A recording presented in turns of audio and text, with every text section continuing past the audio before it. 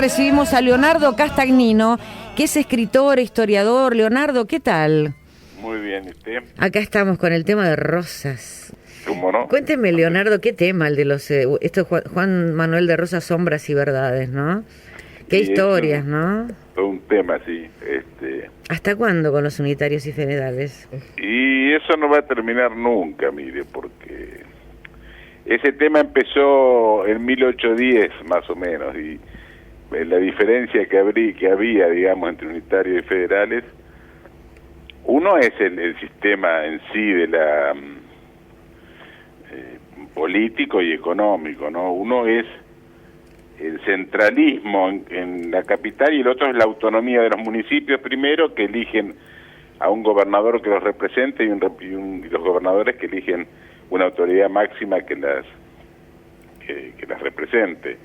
El unitarismo es justamente a la inversa, lo mismo que la recaudación, sería la recaudación de los municipios que contribuyen con la provincia que contribuyen con la nación. En cambio el unitario sería la nación que recauda y distribuye como quiere. Ahora, ¿cuál es el mejor sistema? Bueno, habrá que discutirlo. Lo que sí, que hemos llegado a un sistema unitario, ¿no? El federalismo quedó hace mucho atrás.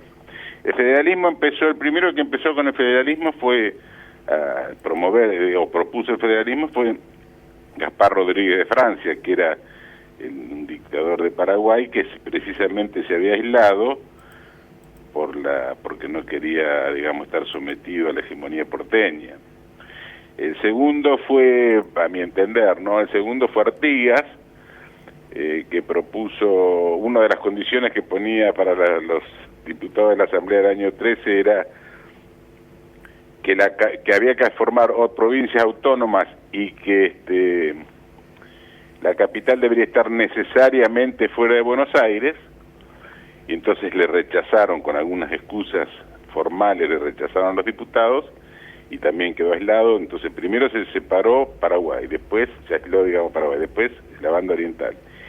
Y Rosas en 1831 hace el Pacto Federal, donde él era el representante de las relaciones exteriores y López, el de Santa Fe, era el jefe del ejército.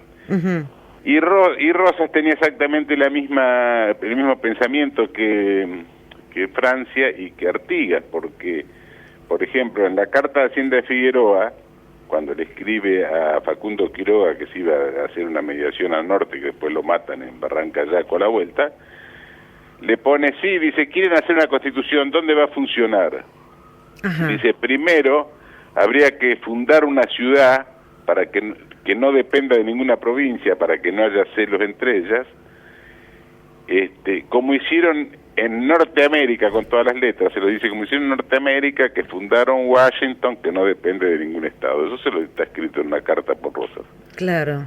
Entonces, yo creo que la línea federal fue esa, Gaspar Rodríguez de Francia, Artigas y Rosas.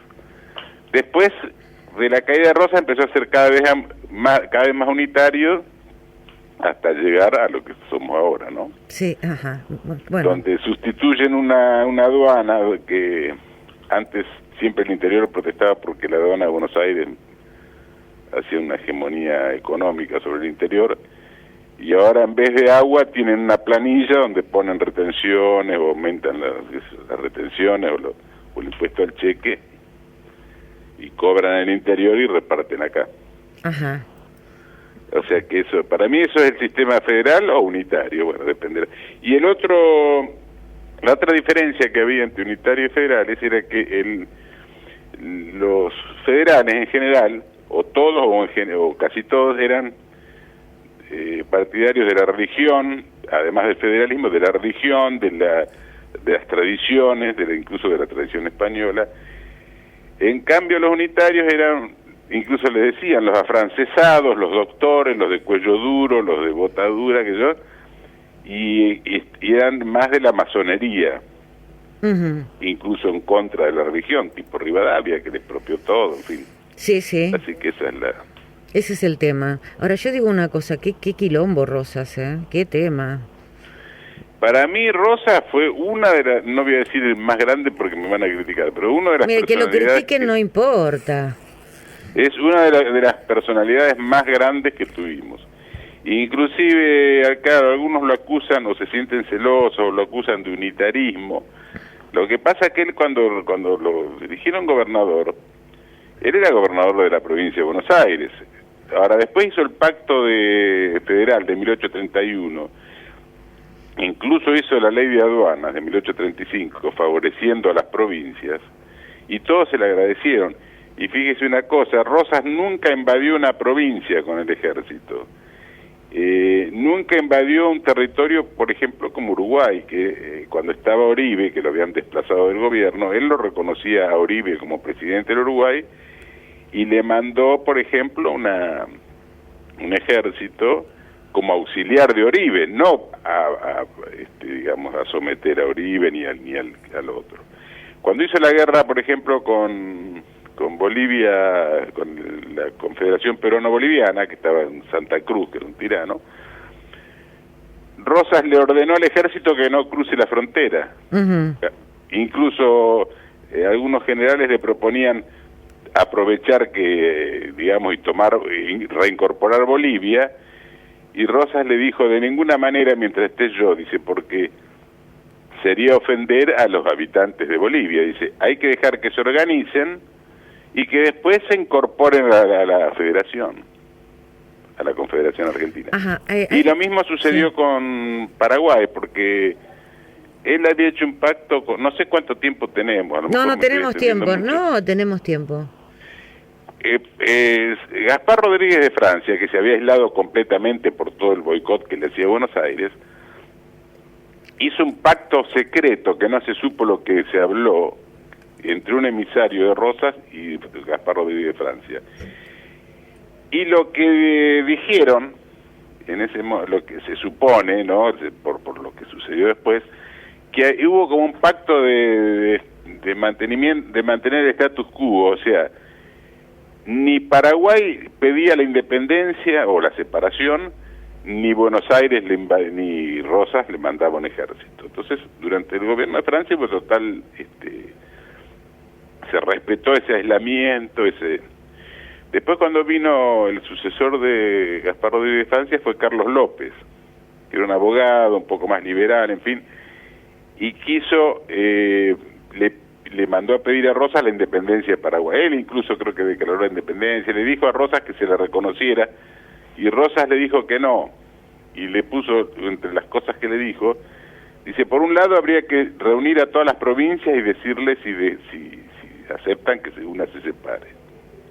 Ahora le hago una... Sí, está bien. No. Le dijo una cosa muy importante, le dijo, además no les conviene ni a ustedes separarse ni a nosotros, porque nos vamos a debilitar ambos y vamos a ser invadidos por Brasil y por las logias y todos los extranjeros, que fue lo que pasó 20 años después, en 1865, con la Guerra de Paraguay. Alguna cosa, le quiero preguntar algo que a mí obviamente es algo que me conmueve y que también tiene su historia, que es el tema de Camilo Gorman, ¿no? Sí. ¿Qué pasó? Bueno, ¿cómo? ¿Qué pasó? Bueno, Camilo Gorman era una chica de una familia bien de acá, que empezó a salir con un cura. Se enamoraron, en fin. En un momento determinado se fueron, algunos, no sé, la cosa yo no la tengo demasiado clara, algunos dicen que robó, que incluso llevaron algunas cosas de la iglesia para su propio mantenimiento, y se fueron a Entre Ríos, y medio no se dijo nada, pero se destapó, incluso el padre de Camila Gorman le pidió a Rosas que la traiga, que la recupere o la juzgue, en fin, y los unitarios, que siempre aprovechaban cualquier excusa para meter leña al fuego, empezaron que el gobierno era una tiranía, que era un desastre, que se reían, que festejaban como una gracia lo que había hecho Camilo Gorman. Entonces, Rosas, ¿qué hizo? La mandó a meter preso, mandó la policía o la milicia de esa época, la trajeron, la llevaron acá, estuvo en Santos Lugares, presa, ella y el cura, y y se lo juzgó, era uno de los que lo juzgó, creo que era el doctor Laíte, como un tribunal. Laíte, no me diga que Laíte Cristina Nota te debe ser pariente del antropólogo que sale acá, lo voy a llamar y lo voy a cagar a pedo. Perdón, lo voy a retar. Y el otro era, creo que Díaz Vélez, y otro más que no recuerdo. La cuestión que la juzgan y por las leyes de la época le correspondía pena de muerte. Y Rosas lo que hizo, firmó la pena de muerte, porque Rosas nunca hizo las cosas por atrás, él la firmaba. Ahora, qué difícil. Ahora, pero no le hizo caso ni a Manuelita que le pedía por favor. No, porque Rosas era muy estricto, yo tengo el libro, yo escribí el libro ese sobre verdad, y el otro se llama La Ley y el Orden, porque Rosas se llama así el libro, ¿no? Juan Manuel de Rosas, La Ley y el Orden. Porque Rosas era absolutamente partidario de la ley y del orden, no podía salir de ese esquema. Si bien particularmente era bromista, todo él en las cosas del Estado era absolutamente cumplidor de la ley y del orden. ¿Rosas era un hombre fiel? ¿En el matrimonio? Sí.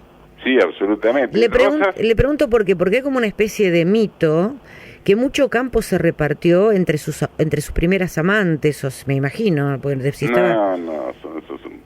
Siempre el chisme vende bastante, entonces algunos se dedican a eso, pero Rosa se casó de muy joven, creo que tenía, no sé si 18 o 20 años, con Encarnación Escurra. Sí. Y nunca más se separó, y incluso fueron fieles entre ambos.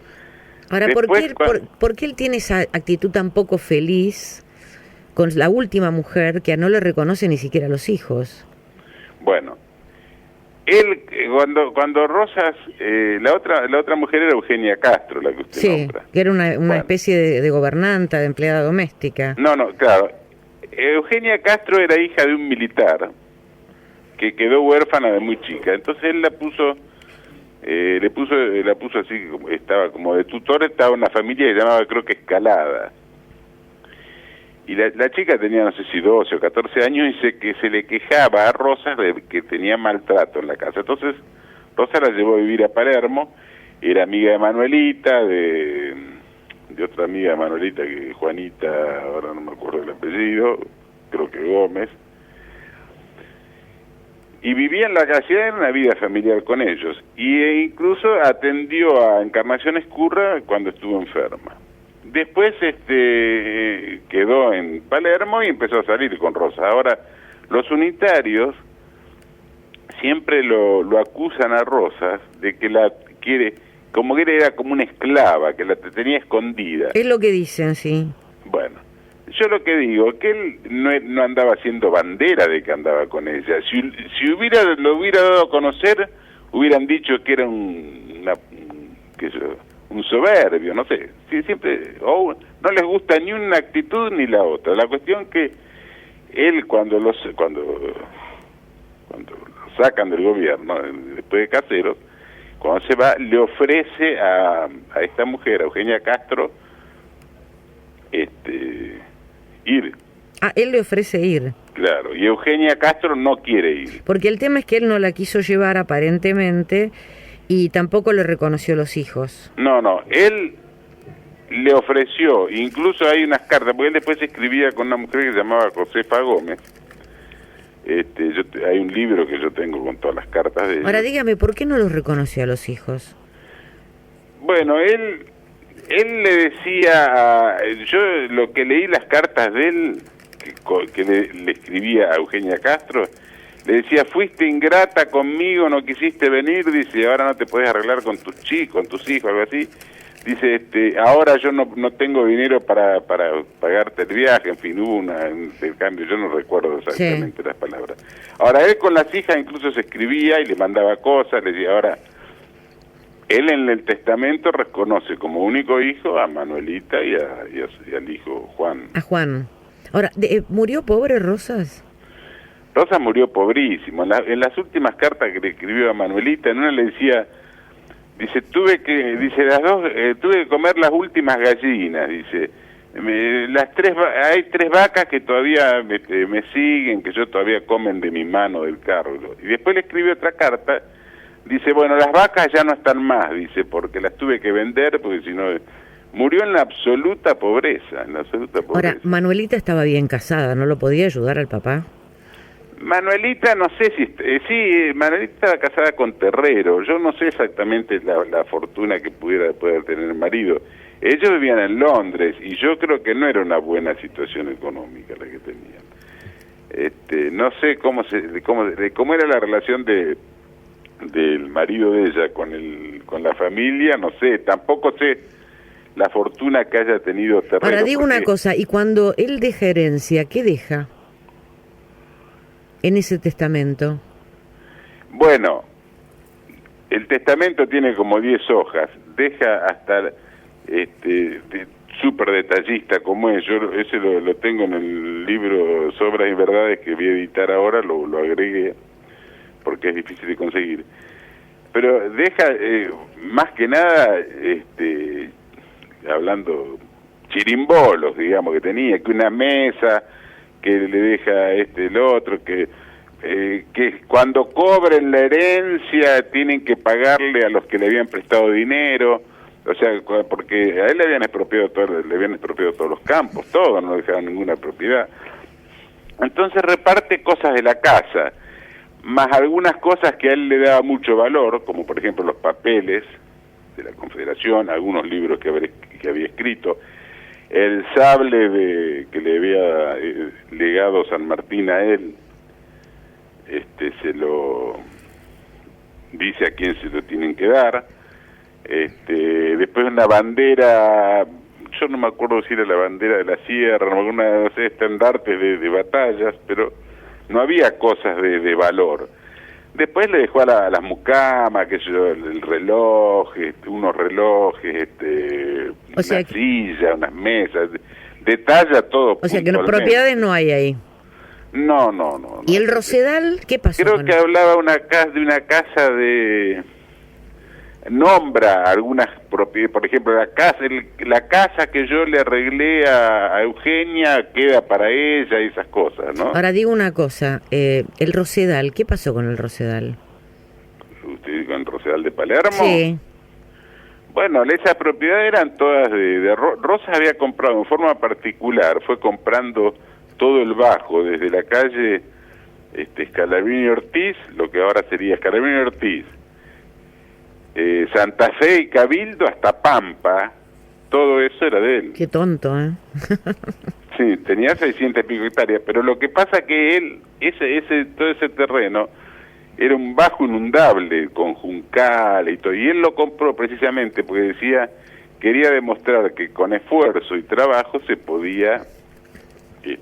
Bueno, hoy es uno de los barrios más ricos de Buenos Aires. Es uno de los barrios más ricos de Buenos Aires, pero... Él, por ejemplo, hizo canales para que se desagote, rellenó ahí frente a la estación de Belgrano, hay como una excavación hecha que traían tierra de ahí con carros para hacer ataguías para que no entre el río, en fin, sí. Hasta había hecho un canal navegable. Ahora, yo le digo una cosa, era rentable ser presidente en esa época porque mire todos los campos, con todas las inversiones que hizo Rosa. No, bueno, él no era presidente, era gobernador, era presidente, bueno, pero él toda esa fortuna la hizo antes de ser gobernador. Inclusive él fue el primero que puso un saladero en sociedad con no Manuel Dorrego, sino con el hermano, y lo puso acá en Quilmes. Y entonces los ingleses le hacían la guerra con el transporte naval.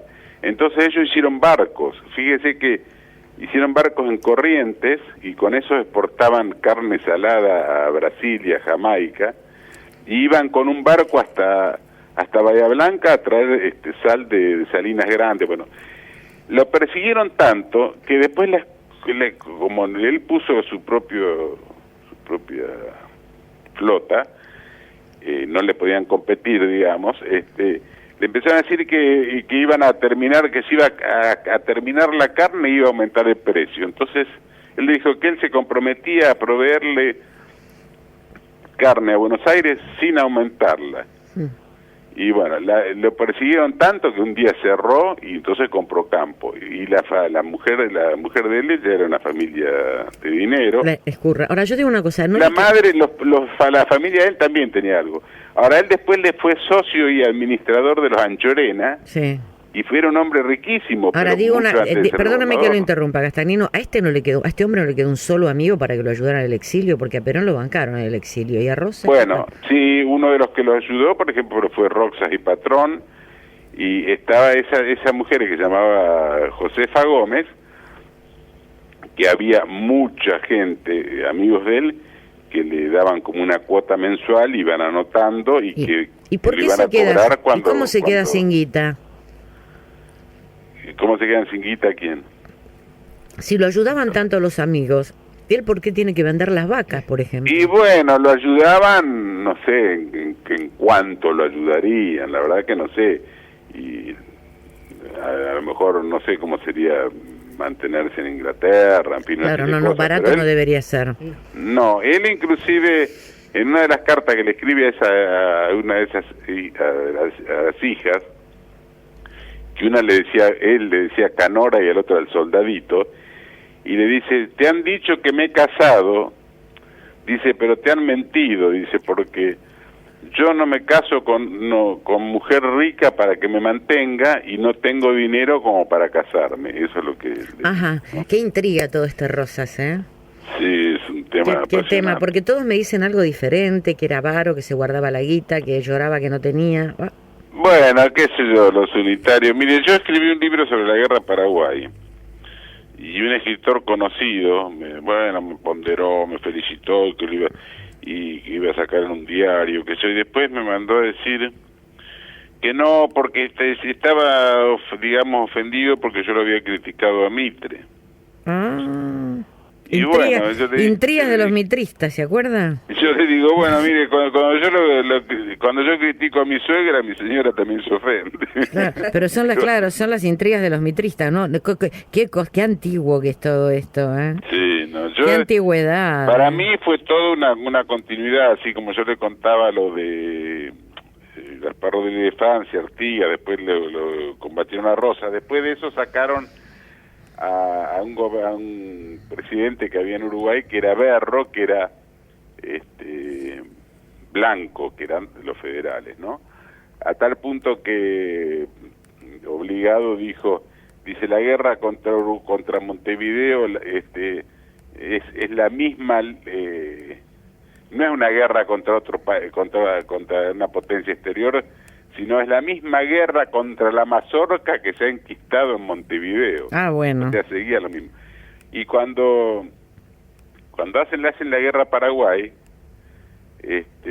pasó lo mismo, porque incluso después de la guerra Mitre dijo, nosotros y le hicimos la guerra a Paraguay para llevar las banderas del liberalismo. O sea, esto fue una continuidad.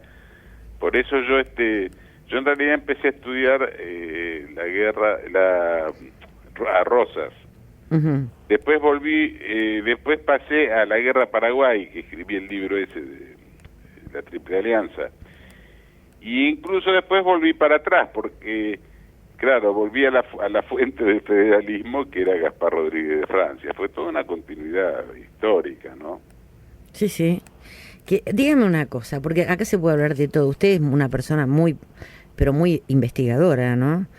Al punto tal que ha hecho un debate histórico de quién inventó el dulce de leche y si es un invento argentino. Eso surgió un poco porque yo sabía entrar en un foro, entonces un día puse una cosa un poco así humorística de quién había inventado el dulce de leche. Entonces se armó una discusión y después me pareció bueno hacer un libro que es cortito, que simula hacer un debate entre varias personas, que en realidad soy yo mismo. Uh-huh. Soy yo mismo que hago como distintos foristas, ¿no?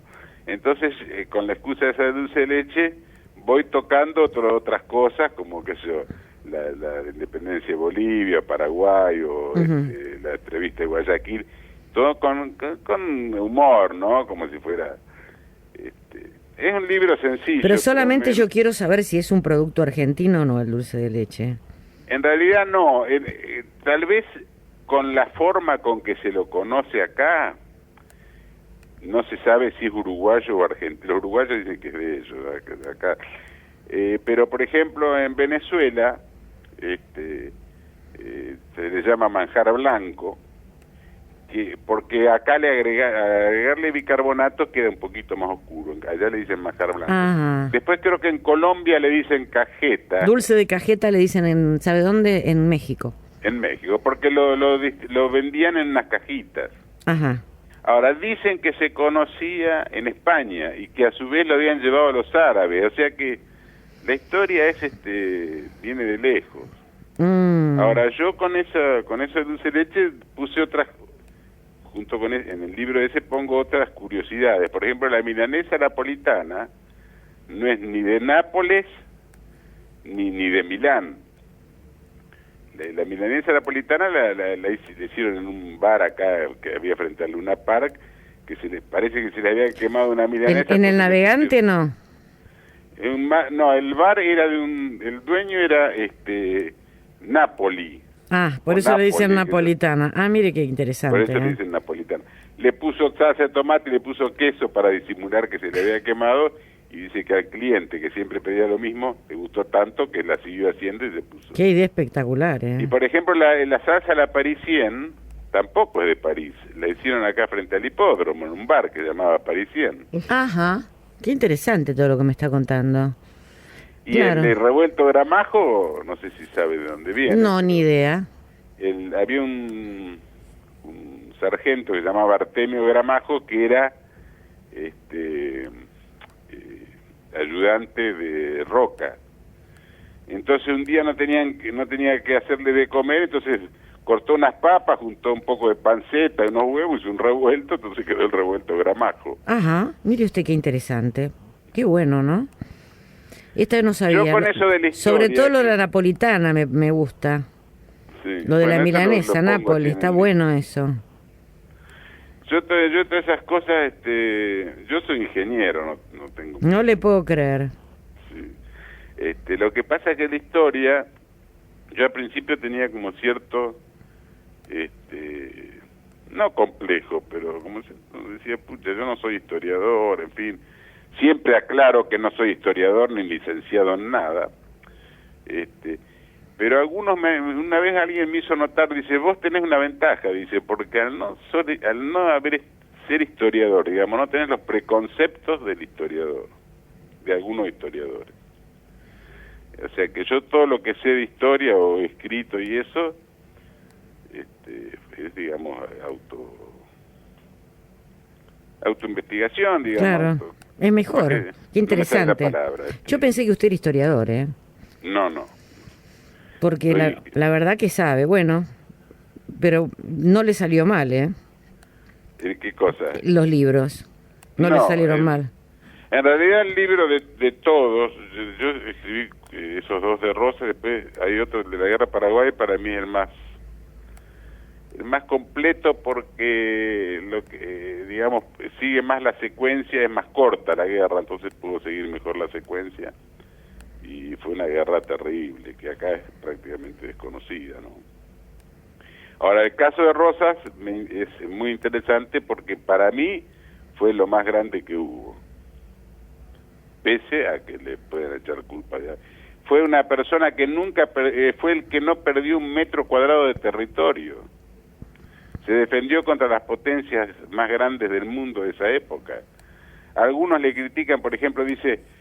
le quiso vender las Malvinas a los ingleses. Eso es una mentira, porque lo que pasó, y está reconocido incluso por algunos historiadores ingleses, los ingleses, por empezar, no tomaron las Malvinas estando Rosas. Él estaba en la campaña del desierto, fue entre el primero y el segundo gobierno, y él siempre lo reclamó en la legislatura e incluso en las escuelas se enseñaba que las Malvinas eran argentinas.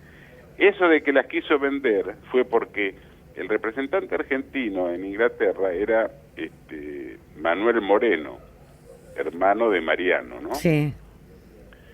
Y entonces Rosas le dijo, usted dígale a los ingleses como cosa suya de que nos propondría o que se podría cambiar las islas por la deuda que había contraído Rivadavia, se podrían canjear por la deuda. Entonces, dice, si ellos aceptan, están reconociendo que es nuestra si la quieren comprar. ¿Entiende? Ujú. Y nosotros después, cuando la propuesta viene acá, la legislatura lo rechaza y no se la vendemos, pero queda demostrado que es nuestra desde el momento que ellos nos la quieren comprar. Eso fue lo que hizo Rosas. Y eso lo reconocen incluso historiadores ingleses, lo han dicho, o Ferns, que era un historiador australiano.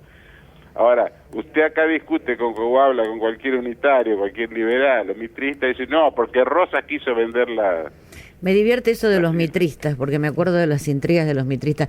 Gastagnino, le agradezco muchísimo que haya salido alegre con nosotros. No, al contrario. Muchas gracias.